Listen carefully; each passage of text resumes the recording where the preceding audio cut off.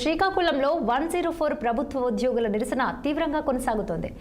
ఈ వ్యవహారంపై 104 ఉద్యోగుల సంఘం అధ్యక్షుడు చల్లా నారాయణరావు స్పందిస్తూ తక్షణమే ప్రభుత్వం 104 ఉద్యోగుల సమస్యలను పరిష్కరించాలని డిమాండ్ చేశారు.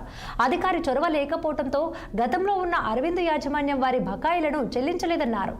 ప్రస్తుత యాజమాన్యం కూడా ఆర్ఎఫ్టీలోని నిబంధనలను పాటించటం లేదని, నెలలో 20 రోజులు రావాల్సిన ఈఎల్ ఒక నెలకి రావాల్సినటువంటి సీఎల్ కూడా ప్రస్తుతము అందటం లేదని తెలిపారు. అరవింద్ యాజమాన్యం ఇచ్చిన జీతాలు ప్రస్తుత యాజమాన్యం ఇవ్వటం లేదని ఆయన పేర్కొన్నారు. ప్రభుత్వం ఈ సమస్యలపై దృష్టి పెట్టి వెంటనే చర్యలు తీసుకోవాలని ధ్వజమెత్తారు. మా సమస్యలు పరిష్కారం కాకపోతే రాష్ట్ర వ్యాప్తంగా సమ్మెని ఉధృతం చేస్తామని చల్లా నారాయణరావు హెచ్చరించారు.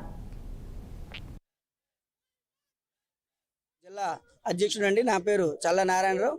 అయితే మేము 104లో ఉన్నటువంటి సమస్యల మీద గత నెల 18వ తారీఖు నుంచి కూడా వరుసగా మేము నిరసన కార్యక్రమాలు అనేవి మా సిఐటివి ఆధ్వర్యంలో మేము రాష్ట్ర వ్యాప్తంగా చేసుకుంటూ వస్తున్నాం. మాకు ఇచ్చినటువంటి ప్రతి ఒక్క కార్యాచరణ కూడా చూసే తప్పకుండా మేము చేసుకుంటూ ఈరోజు మాకు చివర ఈ నిరసన కార్యక్రమం అనేది క్యాండిల్ నిరసన కార్యక్రమం అనేది మేము చేస్తున్నాం. మాకు మెయిన్ డిమాండ్స్ ఏంటంటే, మాకు గతంలో ఉన్నటువంటి యాజమాన్యం ఏదైతే అరవింద్ యాజమాన్యం ఉందో అది మాకు రావాల్సినటువంటి బకాయిలన్నీ ఉండిపోయి అవి రాలేదు. అది ప్రభుత్వం తక్షణమే చొరవ తీసుకొని మాకు ఇప్పించాలని కోరుకుంటూ, అదే విధంగా ఇప్పుడు ఉన్నటువంటి ప్రభుత్వం చాలా చక్కనైనటువంటి కార్యక్రమం ఈ 104 వ్యవస్థ అనేది నడపాలని నిర్ణయించుకుంది. కాబట్టి తక్షణమే మన ప్రభుత్వ అధికారులు చొరవ తీసుకొని ఇప్పుడు ఉన్నటువంటి యాజమాన్యం అయితే ఏదైతే ఉందో ఆర్ఎఫ్టీలో ఉన్నటువంటి నిబంధనలు ఏవి కూడా ఇప్పుడు ఉన్నటువంటి యాజమాన్యం పాటించట్లేదు.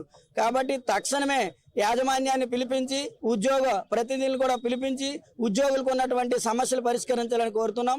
అదేవిధంగా మాకు రావాల్సినటువంటి ప్రతి నెల 20 రోజులకు రావాల్సినటువంటి ఈఎల్ కానీ, నెలకు రావాల్సినటువంటి సిఎల్ కానీ, అదేవిధంగా గత కంపెనీ ఏదైతే మాకు అరవింద్ యాజమాన్యం ఉందో అప్పుడు వచ్చినటువంటి జీతం కూడా